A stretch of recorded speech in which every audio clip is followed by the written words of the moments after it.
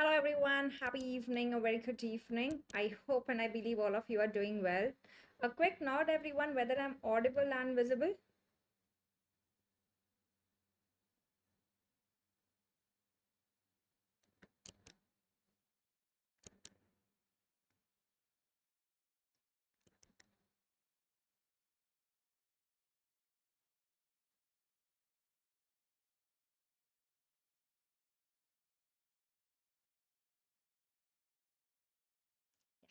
Happy evening everyone, a very good evening. Finally, I think I'm audible and visible now. Right, so here we are with the episode 3, the test 3 of F3 with N3. F3 is Friday Fast 5, N3 is Dr. Nikita Nanwani Nathani.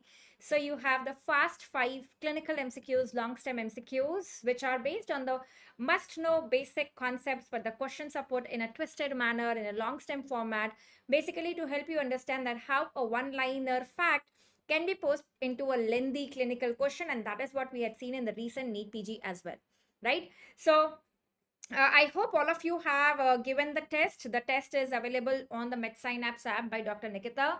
You go to the test series on the homepage. There is this F3 with N3 test. You can give the previous test. If you have not watched the previous videos, guys, what I would suggest is first give the test, like test 1, then watch the video. Give the test 2, see how you are scoring in that, and then watch the video, and then you have the test 3, so on and so forth, right? So this is the third episode here, and let's start discussing the today's questions that we have here, right? So this is the first question that we have. So tell me, what do you think would be answer to this one for the students who have not seen the test, who have not appeared for the test and are here in the live class?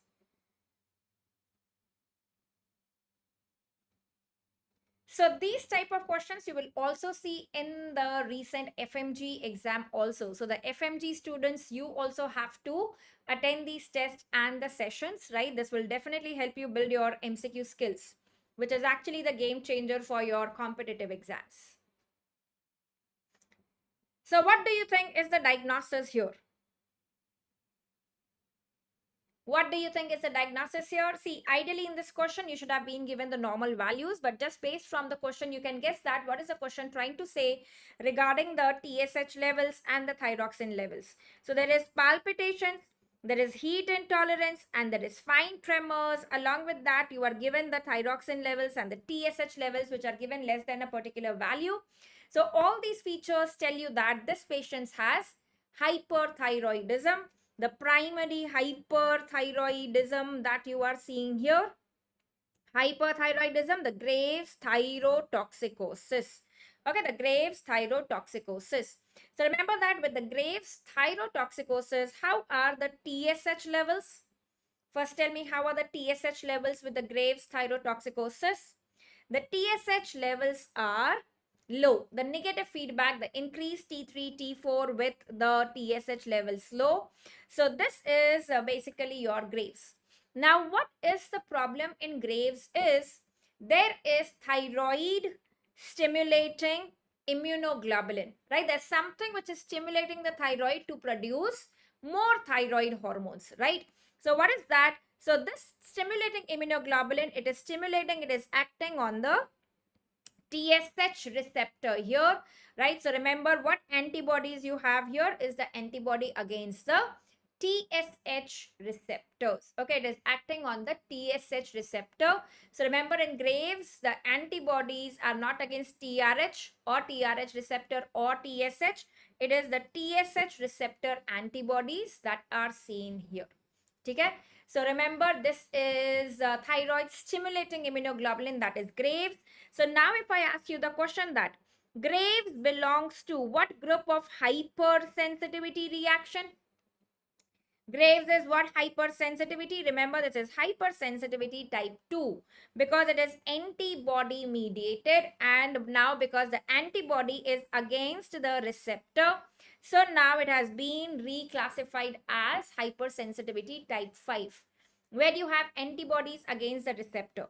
So remember that in type 5, you have the two Graves and Graves, that is myasthenia gravis, that you see in type 5. So remember, type 2 is antibody mediated. Body, B is second alphabet. So antibody mediated hypersensitivity reactions are type 2, right? So Graves, myasthenia gravis are type 2, but because these antibodies are against the receptor, so then these are classified as type 5. So either type 2, or if you have in the options type 5, then you go for type 5. Okay. So remember, that is about Graves' disease. Remember, it is thyroid stimulating immunoglobulin. The antibody against TSH receptor is what you see here. Okay, the antibody against TSH receptor. Okay. Now, if you do a nuclear scan, a radioactive iodine uptake scan in Graves, what will you see in the radioactive iodine uptake scan? How will be the uptake in the thyroid? The thyroid scan will show what uptake? Increased uptake, decreased uptake. So it is going to show diffuse increased uptake. Another important question, because the thyroid gland is hyperactive. So a lot of iodine will be taken up. So remember, it is going to show diffuse increased uptake. Okay, it is going to show diffuse increased uptake. Very, very important. My next question is, where do you see diffuse decreased uptake? Where do you see diffuse decreased uptake in the thyroid gland with the radioactive iodine scan? Diffuse decrease. That means the thyroid is like dead. The thyroid has undergone a burnout, not doing any activity. So remember, burnout of thyroid is seen with thyroiditis. Okay, it is seen with thyroiditis. There will be diffuse decrease uptake. The entire thyroid will appear white, no uptake. Black is the increased uptake. So in Graves, it will appear diffuse black. In thyroiditis, it will appear diffuse white. Okay. So that was the first question here, guys. This is to help you give that visual memory of Graves. So look at this, the autoantibody to receptor. What receptor is this? The TSH receptor is what you get here. So this actually stimulates the hormone synthesis. So a lot of thyroid hormones are produced. Okay, a lot of thyroid hormones are produced. And that is why in Graves, you will see that the T3, T4 is high. Okay, there is unregulated overproduction of thyroid hormones. Okay, so this is about Graves. Going on to our next question. Question number 2. What is the answer to this? What is the answer to this, guys?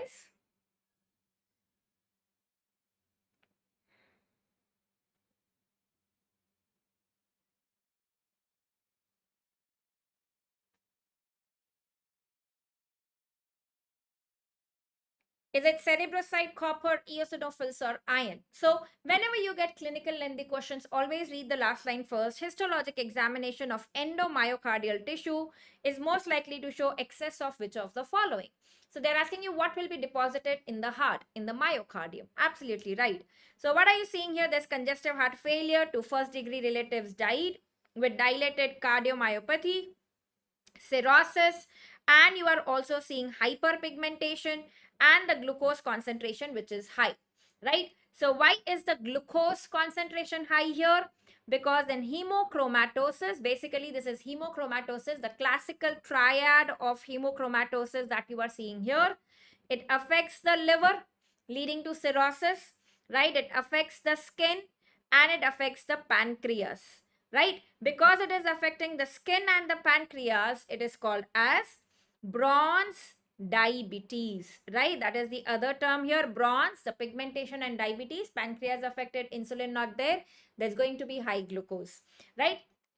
So this is classical of hemochromatosis. The excess iron can deposit in the heart and cause cardiomyopathy and lead to heart failure. So this is classical of iron deposition, the hemochromatosis that you are seeing here. Remember, what gene is it for hemochromatosis? The primary hereditary hemochromatosis. It is HFE. Remember, Fe is iron. So HFE gene. And it is present on what chromosome? Remember, iron, like an Iron Man who has 6 abs, 6 packs, right? So remember, that is chromosome number 6. HFE gene has been asked previously. And remember, this is autosomal recessive. Okay, this is autosomal recessive. Another question here is, tell me, this is also a previously asked question. How are the hepcidin levels in hemochromatosis? how are the hepcidin levels? Is it low hepcidin or is it high hepcidin? What happens in hemochromatosis with hepcidin? Yes, low or high? What hepcidin is it? Hepcidin is low, right? Because of the low hepcidin, it causes increased iron absorption from the gut, and a lot of iron is absorbed. Okay, so remember hepcidin, the function of hepcidin is to prevent the iron absorption. But here, because of low hepcidin, the iron absorption is increased, so there's a lot of iron in the body. Okay, another important points for hemochromatosis, remember it can affect the gonads also, leading to hypogonadism, gonadal atrophy, right? Plus, I'll come to, can it cause arthropathy? Yes, it can cause that CPPD types of arthropathy, okay? Where classical, remember in hemochromatosis, what joints are affected? The metacarpals show the hooked appearance, okay? Hooked appearance of the metacarpal. If this is a metacarpal, it has this hooked metacarpal appearance is seen with hemochromatosis, okay? Why this can't be Wilson, Dhwani, you tell me? If it was copper deposition, then it would have been Wilson, right? But does Wilson for sure affects the liver, causes cirrhosis?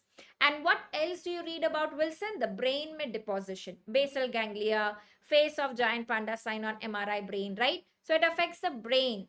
So basal ganglia is affected. In that case, there would be dystonias, abnormal movements, psychiatric features that will be there. The skin manifestation, the diabetes, that is not going to there with Wilson's. Okay, so this is not copper.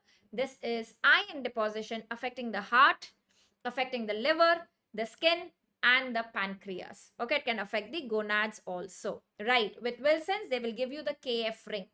Okay, the KF ring, the copper deposition in the Descemet's membrane of cornea.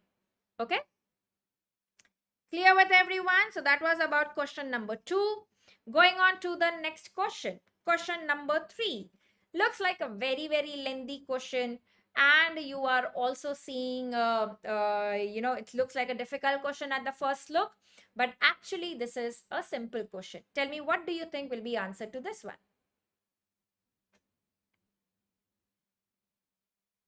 Whenever you have such long stem questions, always read the question in a reverse direction, the last line, the second last line. That generally gives you the crux of the question. Like, this antibody will most likely prevent binding of which of the following substances to platelets.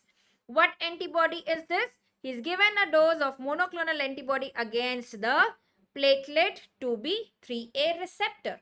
So it's already given here. Right, Dr. Ashok, is it A? Very good, Majata, correct.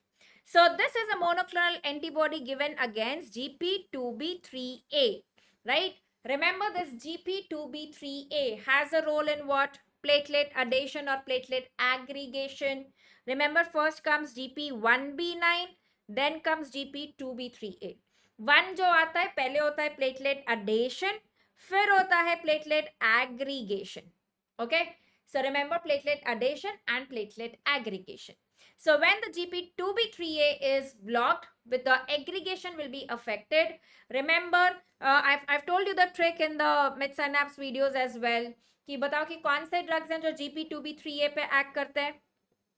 I've told you the Fib wale drugs. What are the Fib wale drugs? Tirofiban. Okay, that is tirofiban. What is the other one? Eptifibatide. Okay, look at the drugs. You have tirofiban, you have eptifibatide. Why? Because tirofiban is Fib ka antagonist. That is fibrinogen antagonist. Okay, fibrinogen is important. Fibrinogen is what binds to the GP2B3 and causes the bridging of the platelets, the aggregation of the platelets. The other monoclonal antibody that you have here is apsizumab. Okay, the AB or BA GP2B3A apsizumab. Okay, apsizumab.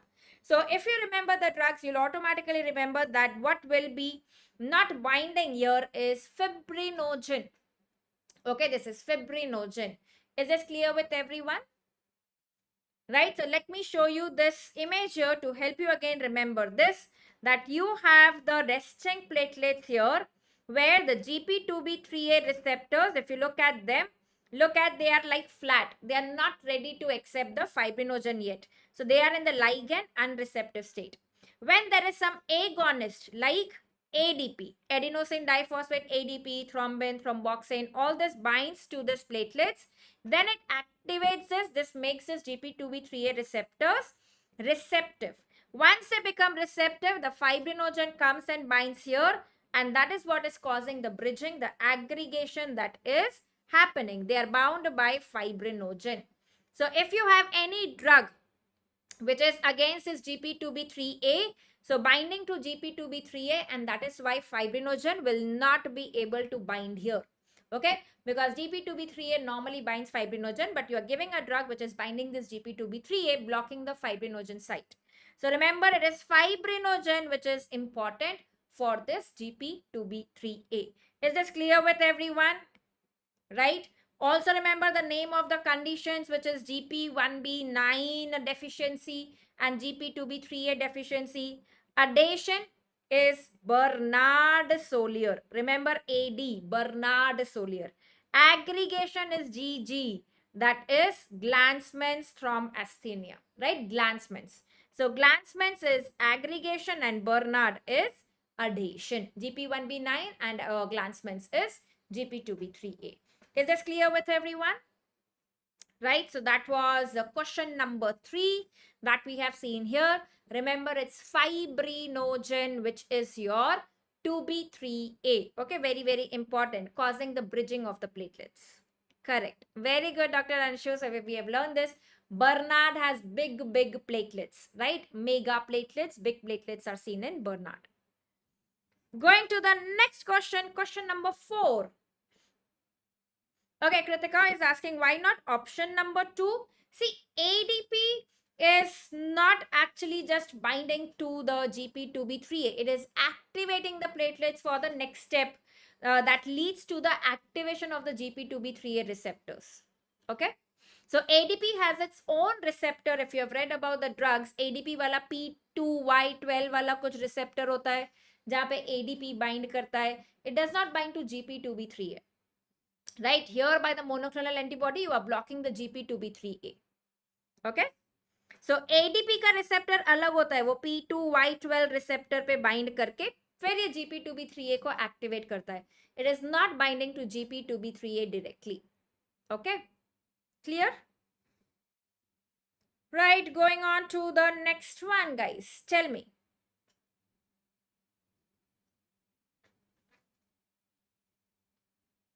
ADP वाले मौजूदा कौन से drugs होते हैं? ADP वाले you have the drugs ना, the clopidogrel, ticlopidin, right?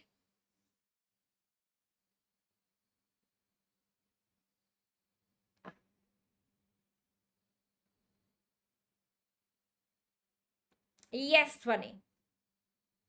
Tell me, read the question and tell me what do you think will be the answer to this one. Okay, very good. XXT says the answer is D, and that is what the answer is here. Okay, the answer is D. Tell me why the answer is D. Why the answer is D? Now the question here is, again the last line, which of the following 95% confidence interval for the odds ratio is the most precise and statistically significant? So most important, remember that to call it a statistically significant study, we take the confidence limits of 95%. Generally, that is what is taken. So 95% means how much standard deviation? It is mean plus minus 2 standard deviation, has 95% of the sample, 95% of the population. Okay. Now, remember that to call a confidence interval to be statistically significant, it should not contain what number? It should not contain 1. The confidence interval should not contain 1, because when I say 1, so for example, lung cancer among smokers upon non-smokers, it is if it is the odds ratio is coming 1. That means there is no risk with smoking. Smoking is not increasing the risk. It means that among smokers and non-smokers, it is equal.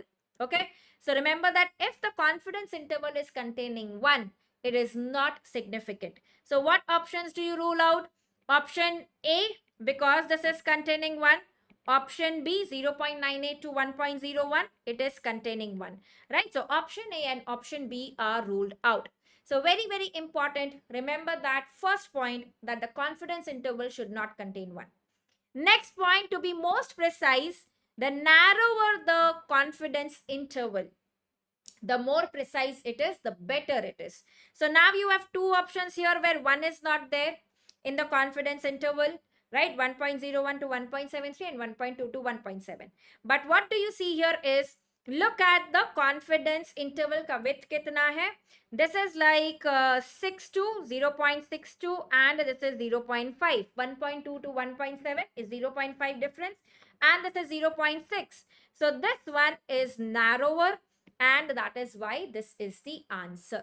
Okay, so 2 points that you should remember. This is very important for your exam and frequently tested, that confidence interval should not contain 1 to call it significant.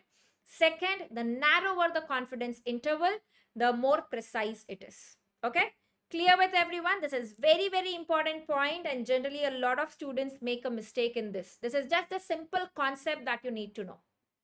Okay, clear with everyone? And you can see that how, without reading the entire question, by saving a lot of time, you are just able to answer the questions reading the last 2 lines. You actually don't have to read the entire question and waste your time. That is where generally, again, majority of students find the paper to be lengthy. Okay, if you start reading from the first line, you'll waste a lot of time there. Okay, going on to the next question, that is question number 5. So remember, we have another session also today, that is at 6:30 p.m. the medicine PYQ KBMD, the test that is put up on the Medsynapse app. Those we are going to discuss at 6:30 p.m. So the ongoing test series for FMG NEET PG, we have 2 test series going on, one for FMG NEET PG and one for dedicated INICET. Okay, so we have this FMG NEET PG ka medicine PYQ wala test discussion today. Yeah. Tell me, what do you think will be answer to this one?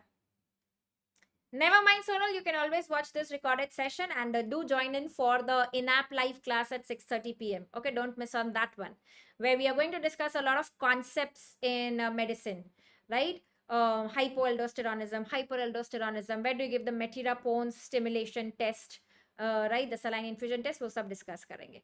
Very good. Absolutely right, Neha Majada. Okay, so this is pudendal nerve. Okay, the answer here is pudendal nerve. Very good. So this patient's symptoms are most likely caused by increased pressure on the branches of which of the following nerves, and it is giving you that what is the complaint? Numbness of the penis and difficulty achieving and maintaining erection, right? So remember that in the perineum, the most important nerve that you have in the perineum, or carrying the sensations from the external genitalia, this is pudendal nerve. Remember, because pudendal nerve gives this dorsal nerve of penis, right? Dorsal nerve of penis. Very, very important. Okay. Inferior gluteal nerve. Can you guys tell me, inferior gluteal nerve supplies which muscle? Inferior niche wala supplies the gluteus maximus. Remember, maximus का सिर्फ नाम बड़ा है लेकिन nerve छोटा वाला है, नीचे वाला है. Maximus is supplied by inferior gluteal, right? Genitofemoral and ilioinguinal nerve. This is again favorite for your exam. Where do they supply the sensation? So look at the image here. Okay, look at this image. So here in this area, the groin area, you have the subcostal nerve, then you have the iliohypogastric nerve coming in, and then you have this, यहाँ पे आएगा genital branch of genitofemoral nerve and the ilioinguinal nerve. Okay, the ilioinguinal nerve. Look at this ilioinguinal nerve. It is not going till the distal part. It is just here at the root. It is not going here. So this part of the penis, which is supplied by the dorsal nerve, which is the branch of pudendal nerve. Okay, which is the branch of the pudendal nerve. This green color is the genitofemoral nerve. Okay, the femoral, the anterior thigh, and here in the groin and the scrotum, this is the genitofemoral nerve. Okay, the genitofemoral nerve. So this is your sensations here, the dermatomes that you see for the nerves. And look at this one. This is the pudendal nerve. Okay, look at how the pudendal nerve is going from this greater sciatic foramen, lesser sciatic foramen, and then it goes to the pudendal canal along with the vessels, the pudendal vessels, and it is giving these branches. The posterior scrotal nerves, the dorsal nerve of penis, which is supplying here, and that is why, right, it is given here that numbness of the penis is seen here. Okay, the dorsal nerve comes here. Deep perineal nerve, superficial perineal nerve, and the posterior scrotal nerve, this is going to be pudendal nerve. Okay, another important question, this is the ischial spine. So when they tell you कि यहाँ पे एक image based question आता है कि हम block दे रहे हैं ischial spine के यहाँ, तो कौन सा नर्व ब्लॉक कर रहे हैं वहां पे? It is the pudendal nerve. Okay, remember this is related to the ischial spine, so that is the pudendal nerve. So because the pudendal nerve is related to so many bony areas, there is not much soft tissue here to prevent from compression. So in this patient who is a bicyclist, so long-term pressure on that pudendal nerve is leading to these symptoms. Okay, so the answer here is pudendal nerve. Is this clear with everyone? Right, so this is pudendal nerve. Okay, done? Correct. So these were the 5 questions for today that we had. A quick revision of the 5 questions. What are the learning points that we have learned out of this session? What was the first question for? Remember, the first question was about Graves' disease. It is the antibody against TSH receptor. Okay, it is TSH receptor antibody. What was the next question that we had? It was hemochromatosis. Okay, hemochromatosis, where there is iron. It affects the heart, the liver, the pancreas, leading to diabetes mellitus, and the skin pigmentation. Okay, the skin pigmentation. What was the next question that we had seen here? There was one question on confidence interval. Remember, it should not contain 1. And the second point, the narrower the confidence interval, the better it is. Okay, the narrower the confidence interval, the better it is. What was the other questions that we had seen here? Last वाला जो question देखा था अभी वो था pudendal nerve का, right? Pudendal nerve, when the sensation from the penis is lost, there is difficulty in erection. It is pudendal nerve. What was another question there? What was the question number 4, guys? Right. So there was one question on GP2B3A antibody. When you are giving GP2B3A antibody, it is preventing the binding of fibrinogen. Okay, it is preventing the binding of fibrinogen, not ADP, because ADP binds to your P2Y12 receptor, not the GP2B3A. So this is fibrinogen. So this is what we have learned here in the today's sessions, the various points. These are the first 5 points that we have learned in the today's session. So this was for this Friday, F3 with N3 test 3. Right, I'll see all the subscribers of the Medsynapse app again today at 6:30 p.m. for the medicine test. Everybody, even if you are not a subscriber, you can give the test on the Medsynapse app, but the discussion will be available only to the subscribers. So if you still want to just assess your medicine knowledge, which is just based on all the PYQs, FMGE PYQs, NEET PG PYQs, and INICET PYQs, it's a mix of all of those. So you can at least give the test and see how you are faring in that. Okay, so that was for today, guys. Thank you so much. I hope this session has been helpful and useful with a lot of tricks and skills and cheat codes that you learn here. I'll see you again in the next F3 with N3. Till then, goodbye, take care, and keep studying, keep revising, keep med synapsing, and keep winning. Thank you.